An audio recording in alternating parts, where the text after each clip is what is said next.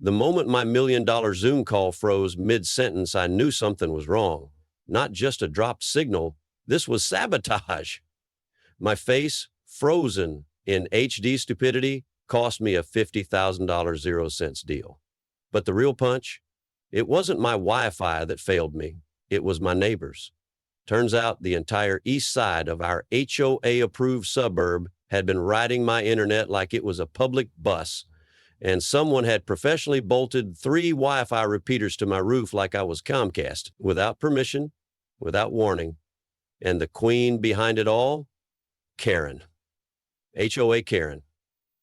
And she had no clue I used to build cybersecurity for the Pentagon.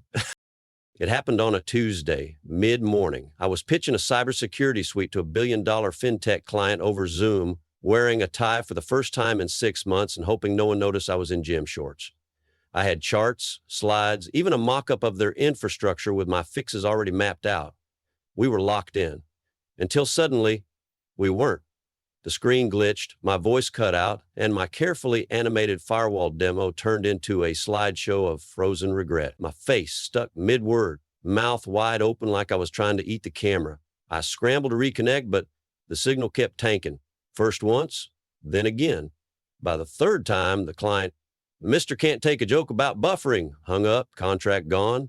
Months of prep vaporized. I sat there for a second, just stunned. Then I stood up so fast I knocked over my coffee, marched to the living room like a man possessed, router in hand, muttering every 4-letter word in the IT dictionary. I pulled up my bandwidth monitor and nearly choked. The download spike looked like a hospital heart attack chart. Something was devouring my internet. At first, I thought maybe my neighbor's teenager had guessed my password again. Wouldn't be the first time. But this was different.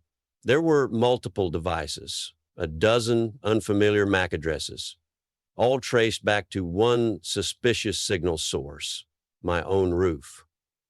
Now, let me say this. I live in a nice, quiet, rule-obsessed neighborhood where people smile with their teeth but file complaints with their hearts. You mow your lawn an inch too high and someone drops a printed violation in your mailbox by sunrise. So imagine my confusion when I realized someone had been up on my roof without asking, and had installed what looked like military-grade Wi-Fi equipment. 3 large repeaters, blinking, buzzing, humming like they belonged there. Professionally installed, like I was suddenly part of a Verizon test lab. My first thought wasn't rage, it was denial. Maybe it's some community program I forgot about. Maybe the city did it. Maybe I had a stroke and greenlit something in a sleepwalking fugue. But no, there was no emails, no notices, not even a passive-aggressive flyer with clip art stuffed in my mailbox. Just 3 humming goblins on my roof, drinking my internet like it was happy hour. So I did what any mildly unhinged man with a tech degree and a ruined morning would do.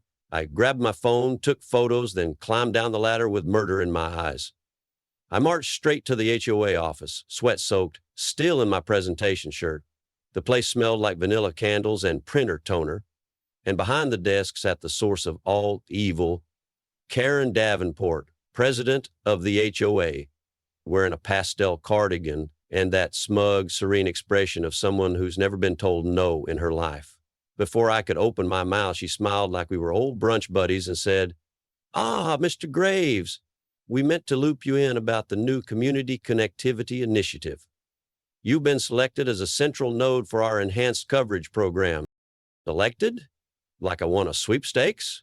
I asked when exactly I agreed to become a bandwidth martyr. She slid a paper across the desk, some crumpled, poorly formatted general notice, dated 3 months ago, never mailed, just pinned to a corkboard behind the HOA building next to the dumpster. According to Karen, the fact that I didn't object meant I consented. I blinked at her like she just spoke Latin. She laughed and said, "Oh, Ethan, you're a tech guy. You'll be fine." That's when I knew 2 things. 1, Karen had absolutely no idea who I really was. And 2, I was about to become her worst freaking nightmare. I walked out of that HOA office without another word, not because I was calm, but because if I stayed 1 more second, I was going to start flipping furniture. My ears were ringing. Selected as a central node? What was this, a sci-fi movie? I wasn't even mad at the tech. The install was clean. Whoever did it wasn't some amateur. They'd wired the repeaters into my home's power grid, not an extension cord, not a shared panel. My actual electrical system. It wasn't just the internet host. I was the power provider too. And I wasn't seeing a single cent. I got home and dove into full-on surveillance mode. Pulled MAC addresses, bandwidth logs, usage timelines. I had more data than Comcast. What I saw made me laugh, the kind of laugh you hear in movie villains before things explode. Over a dozen households were connected to my network. They were watching Netflix, gaming online, uploading drone footage, running smart fridges that probably had better Wi-Fi than my office. One guy was mining crypto on my power, using my network. I just sat there staring at the monitor, whispering to myself like some mad scientist, "You've got to be kidding me." The entire east side of the neighborhood had basically turned my house into their personal data farm. So, yeah, I didn't call the police. I didn't file a complaint. I didn't draft a letter. I built something better, something petty, something beautiful. I called it Operation Bandwidth Clampdown. I designed a fake splash page, made it look like a normal internet provider update, polished, branded, professional enough to fool anyone who doesn't read past the first paragraph. As soon as someone connected to the repeater signal, the page popped up. "We've updated our usage policy. Please review and accept to continue." And buried deep in the tiny print was a new clause. All usage over 50 MB per day will be billed at $0.27 per megabyte. They clicked agree like good little sheep.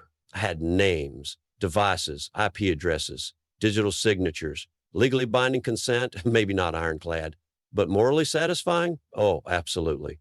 Next, I created a shell company, Gravelink Utility Services. Sounded fancy. I even made a logo with a swoosh. Hooked up a legit billing platform. Then I started sending invoices. $50 here, $100 there, just enough to sting. And for extra spice, I sent one straight to the HOA treasurer, Mr. Harold Tompkins, for $1,864.00. He paid it without question. That's how little these people understand what's happening around them. But the cherry on top, Karen got hers. I sent her an invoice for $2,129.07. I sat at my desk and watched the live feed from the repeater cam on our office wall. She stormed in, waving that paper like it was radioactive. "What is this?" she shouted at poor Harold. He stammered something about vendor trials. Karen's face went beet red. Why was it I told about this provider? She barked. I sipped my coffee like it was tea. Digital theater, 5 stars, would watch again. But of course, Karen wasn't going to sit quietly. The next morning, I woke up to 3 lovely surprises duct taped to my front door. A citation for unauthorized rooftop modifications, a violation notice for non-compliant electrical alterations, and my personal favorite, public endangerment due to unlicensed, and they had the nerve to fine me for their illegal equipment. I laughed so hard I nearly choked on my bagel, and just like that, we had ourselves a war. I wasn't going to waste my breath arguing with people who measured patriotism in lawn stripes. No. This called for strategy, not shouting. So I doubled down on Operation Bandwidth Clampdown. First, I gave the fake provider a backstory, a website, a terms of service page, even a customer support line that looped in AI voicemail promising to call back within 6-8 business weeks. Then I launched a fresh wave of invoices, just enough to confuse, but not enough to raise. And just to keep things spicy, I embedded a data usage dashboard that made it look like they'd been using 5 times more than they actually had. I knew the psychology. People never question an app that looks like it has charts. They just panic. Meanwhile, every byte they use was routed through my traffic logger. I had timestamps, device IDs, even screen resolutions. I was basically running the NSA for suburban freeloaders. Of course, not everyone stayed silent. A few neighbors started whispering about mysterious bills. Group chats buzzed. One lady claimed she was being scammed by a rogue broadband cartel. Another said her Alexa was talking back in Spanish. But Karen? Karen had no clue. She was too busy trying to hold the HOA together with scented letters and mandatory compliance donuts. I watched her implode in slow motion. Then came the ultimate escalation. I built a second firmware patch, one I installed remotely on the repeaters. Every 6 minutes, the signal would crash, reboot, and log an outage. Seamless, undetectable. And with each reset, I embedded a robotic voice that echoed, "Network interruption. Please contact your provider." Like clockwork, chaos bloomed, Fortnite froze, Netflix stalled, smart lights flickered like haunted houses. People thought the power grid was haunted. Someone blamed squirrels. Another started a thread about EMP weapons. But the real treat?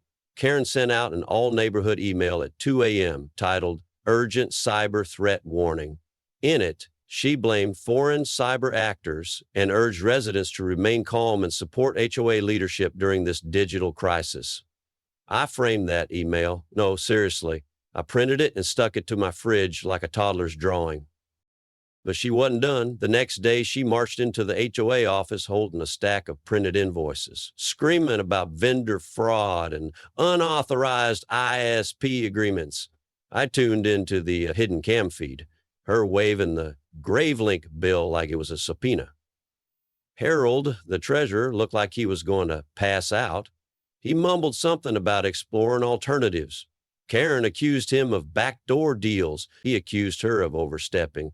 It was everything I had hoped for and more. Honestly, if I'd sold tickets, I could have paid off my student loans. Now, you'd think I'd stop there. But nah. HOA Karen wasn't the type to back down, and I wasn't the type to let a pastel-wrapped tyrant win. I was just getting warmed up. I started planting little breadcrumbs across the neighborhood. Wi-Fi names like Karen stole my bandwidth and free HOA _lies. People started screenshotting them, posting in group chats, asking, "Who's doing this?" Someone said it was a hacker. Another said it was an inside job. I sat back, opened a fresh bag of chips, and smiled like a man watching his enemy walk into a riddle with no answer. But the real aha moment came 3 days later. I was sipping my second cup of coffee when I heard a knock. Not a casual neighborly knock, the doom knock, the kind that says, "We brought paperwork." I opened the door to find a fresh set of citations, 3 more.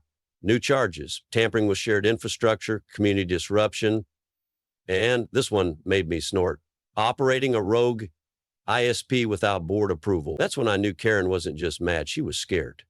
Because the louder she got, the closer I was getting to her undoing. And I had no plans to stop. That evening, while I was adjusting the repeater reset intervals just for the joy of watching HOA-approved chaos in 6-minute loops, I heard another knock. This one wasn't doom knock level, more like grandma with cookies knock. I opened the door to find Ms. Ruby Simmons, my neighbor 2 doors down, the woman I'd only seen in oversized sun hats and gardening gloves, the type who talked to her tomato plants like they owe her rent. Absolutely, she was holding a glass of lemonade and wearing a smirk I didn't trust. "I saw what they did to your roof," she said flatly. "They did the same thing to mine, but they didn't know I used to work for the FCC." I blinked. "Wait, the FCC?" She nodded, took a sip of her lemonade and added, 32 years in compliance enforcement. Nothing fun. Just took down pirates, black market towers, unlicensed frequency jumpers. And this," she pointed toward my roof, "this is illegal 6 ways from Let me tell you, I have never invited someone inside faster in my life." 10 minutes later, we were both in my office staring at repeater logs like it was a crime scene. I showed her the electrical routing, the power spike graphs, the video of Karen claiming non-response and equals consent. Ruby stared at the footage, dead silent. Then she muttered, "Oh, honey, this isn't a code violation. This is a federal problem." We spent the next hour dissecting every aspect of the repeater setup. She spotted 3 licensing failures, 2 violation level installation errors, and 1 frequency that wasn't even approved for residential use. Basically, the HOA had managed to build a bootleg ISP powered by stolen electricity, unauthorized spectrum, and a total lack of consent.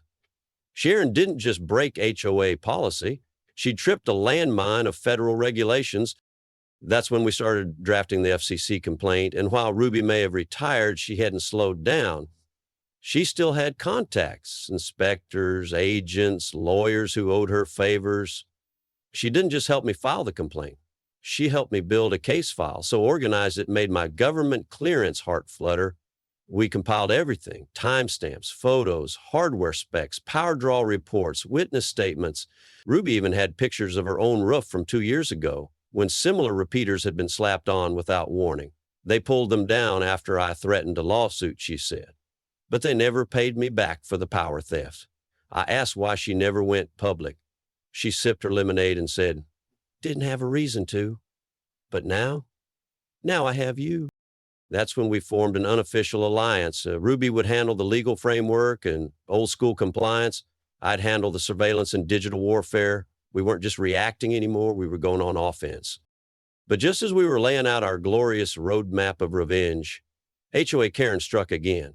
I woke up to an envelope slid under my door. Inside was a glossy, fake-friendly flyer with Comic Sans font and clip art of a smiling router that read, "Important connectivity update." It claimed that any tampering with HOA Wi-Fi systems would be considered sabotage of community property. The gall, the audacity, the comic sense. I showed it to Ruby. She looked at it, deadpan, and said, "It's time." I didn't know what she meant. And then she pulled out a thumb drive from her purse and said, "This has a repeater killer script we used on illegal pirate towers in the 90s. Let's teach them a lesson, old school." At that moment, I realized two things. One, Miss Ruby Simmons was not the passive, plant-loving retiree she appeared to be. And two, I had just partnered with the most dangerous weapon in suburbia. Ruby didn't wait. The moment I plugged in her thumb drive, my screen lit up with an old-school interface straight out of 1998. Black background, green text, no nonsense. The script was labeled tower tap _ kill _ V2.4 _ FCC _ compliant, which was both hilarious and mildly terrifying. It was designed to force unauthorized repeaters into a constant reboot loop using a legacy flaw in cheap firmware. Basically, a polite but devastating punch to the gut. I modified the script to trigger only during high bandwidth use, around 8 p.m., when the neighborhood kids were screaming into their headsets and parents were watching true crime on 3 devices at once. Ruby watched like a hawk as I linked the kill code to our repeater access. And right on cue, the next evening, the network blackout began. TVs froze mid-episode. Smart homes dimmed like haunted houses. Alexa started saying, "I'm sorry I didn't catch that," every 6 minutes like she was gaslighting people. Phones dropped Wi-Fi and clung to LTE like shipwreck survivors. Then came the audio payload I snuck into the reboot loop. A robotic voice that calmly declared, "Network interruption. Please contact your authorized provider." Played through every device, every single time. The result? Full-on Ocho-induced panic. The community forum threads exploded. One resident suggested the HOA had angered a cyber cult. Another theorized solar flares. One guy even blamed 5G ghosts. I joined anonymously and said, "It might be divine punishment for those hideous lawn gnomes." Ruby cackled. But the best part? Karen lost her absolute mind. She sent out a second emergency bulletin in all caps with the subject line, "Cyber attack escalates, stay off your devices." She blamed an unnamed outside contractor, then held a closed-door emergency HOA meeting. Obviously, I tuned in. The repeaters still acted as our Trojan horses. I had full access to their internal webcam feeds. I watched Harold, the treasurer, sweating like a hostage as Karen accused him of hiring a rogue vendor. "You paid the invoices, Harold," she yelled, jabbing a finger at a printed email.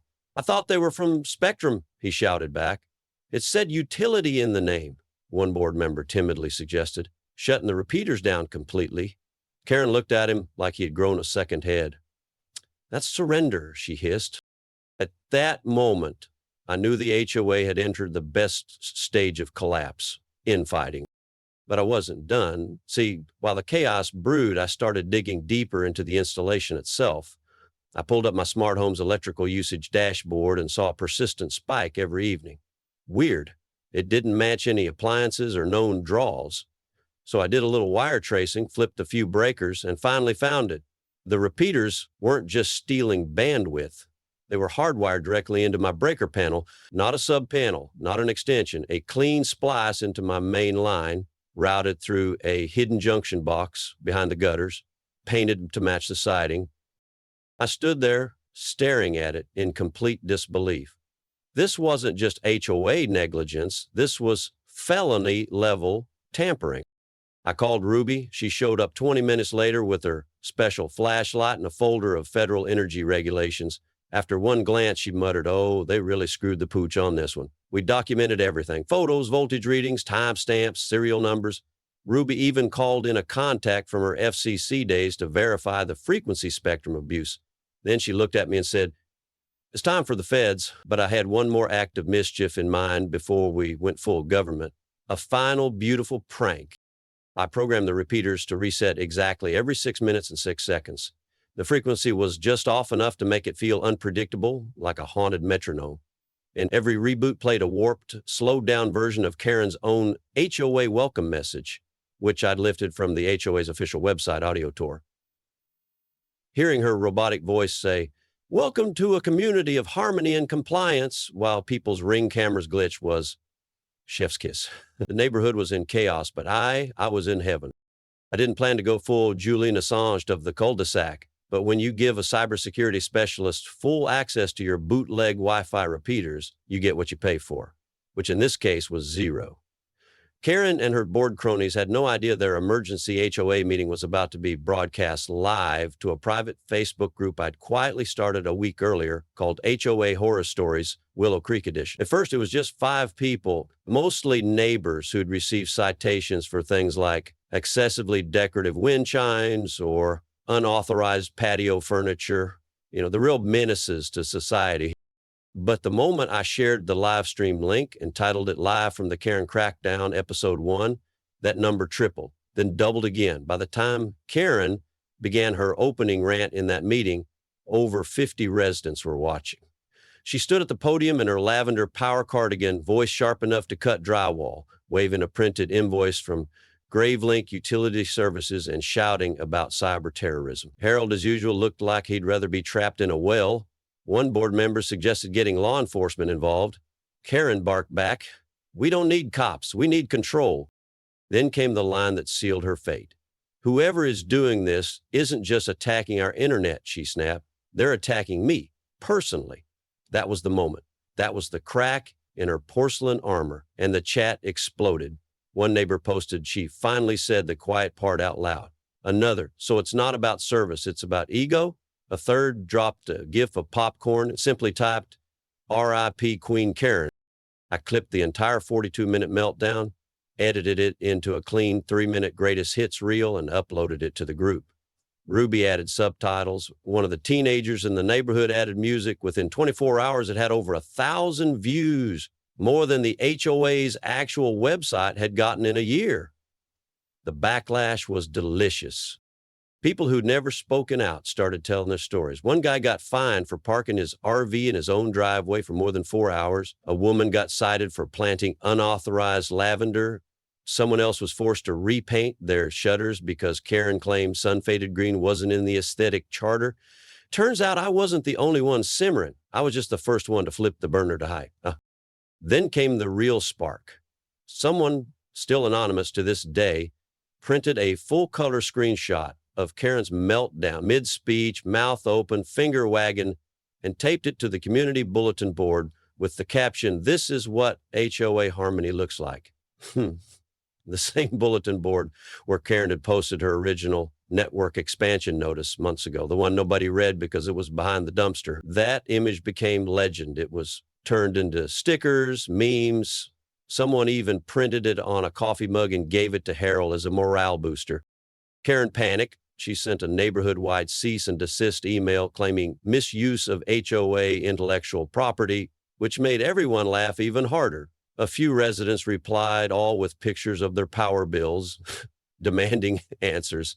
One guy posted a screenshot of the Gravelink invoice with the caption, "Should I Venmo Karen or just set my router on fire?" The board tried to issue more citations, but by now, no one cared. The HOA had lost control of the narrative.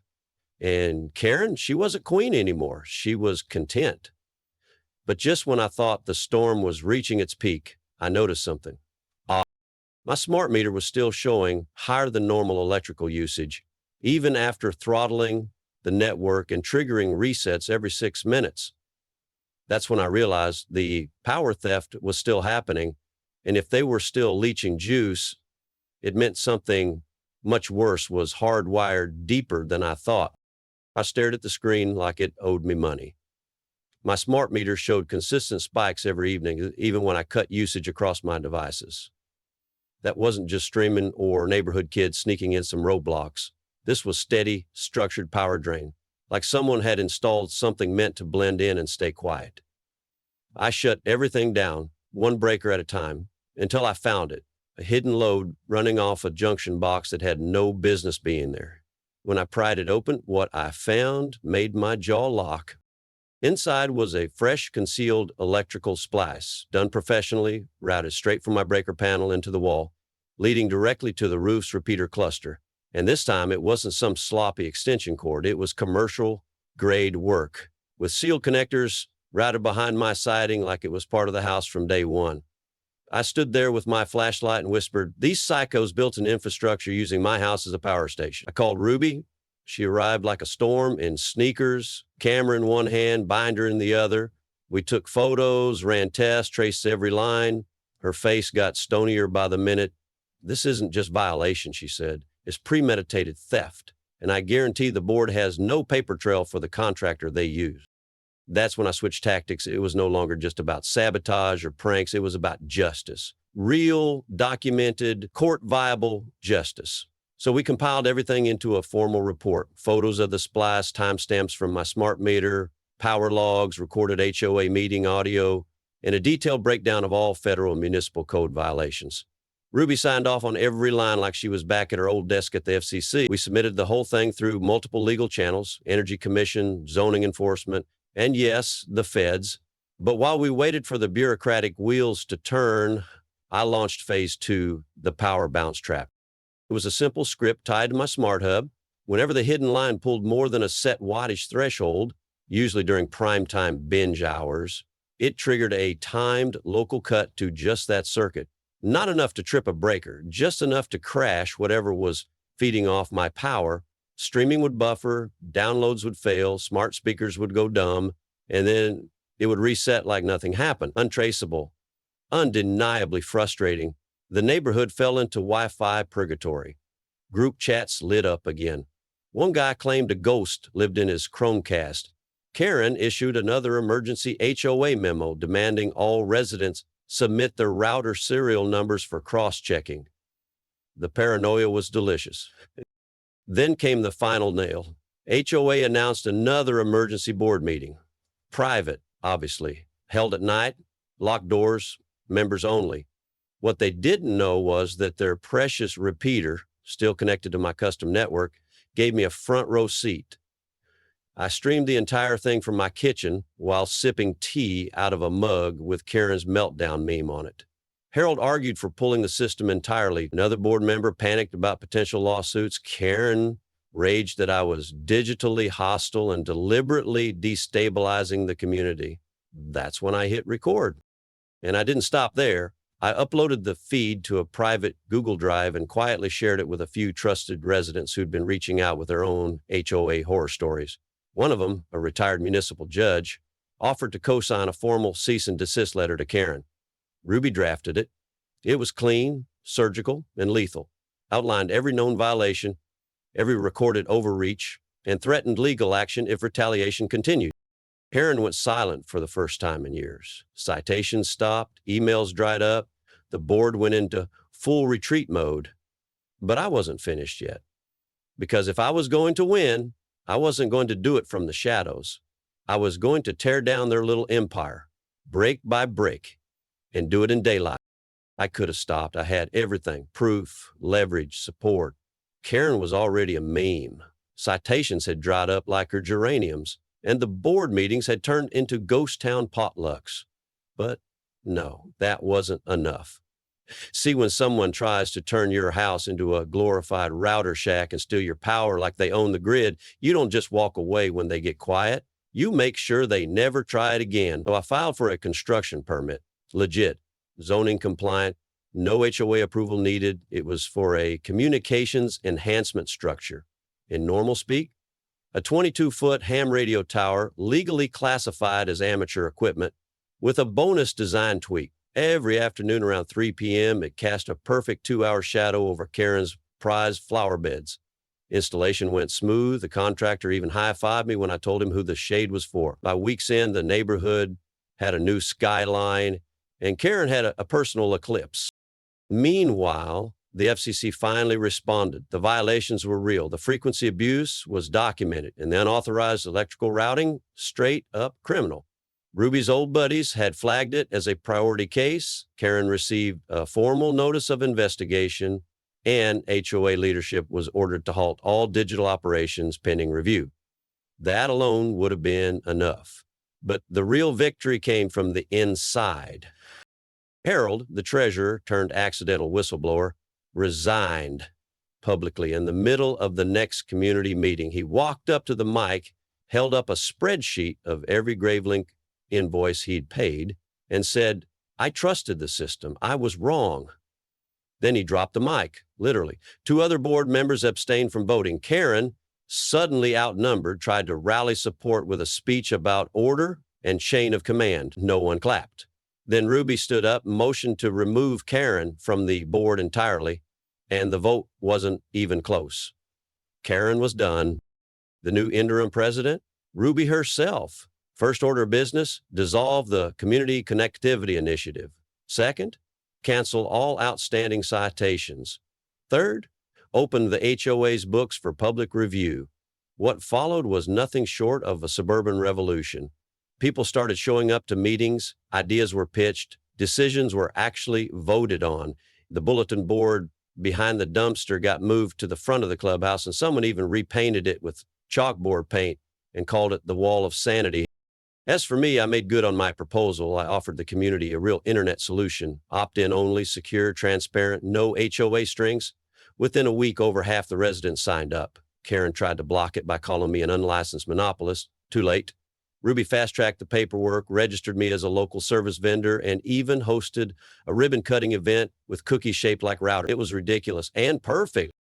Karen? She packed up quietly one Saturday morning. No goodbye, no passive-aggressive letters, no final walk of shame, just pastel furniture, fake flower pots, and a look that said, "I lost." Her house sold in under a week. The new owners? A retired IT professor and his daughter who runs an online gaming guild. They brought me a thank you cake shaped like a modem. I laughed so hard I nearly dropped it.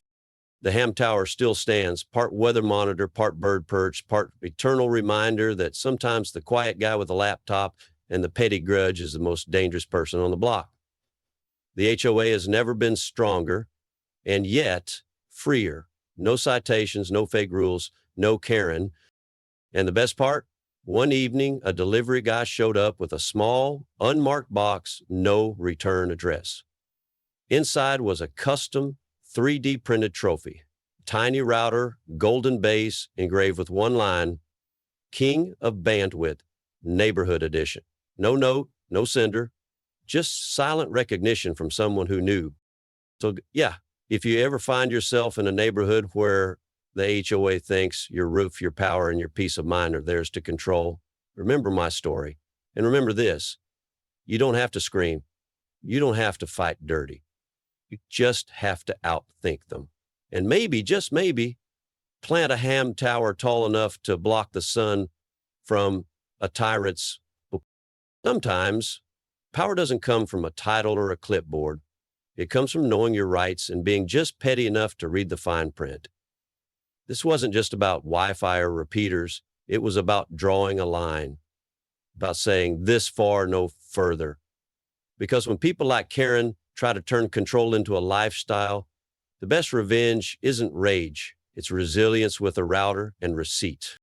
If you enjoyed that wild ride through HOA chaos, don't forget to hit like, drop your craziest neighborhood moment in the comments, and subscribe if you're into stories where underdogs don't bark, they bite with bandwidth. And hey, if you ever get a mystery trophy in the mail, you probably earned it. Hey, thanks for watching. Stay smart, stay defiant, and never, ever share your Wi-Fi without reading the contract.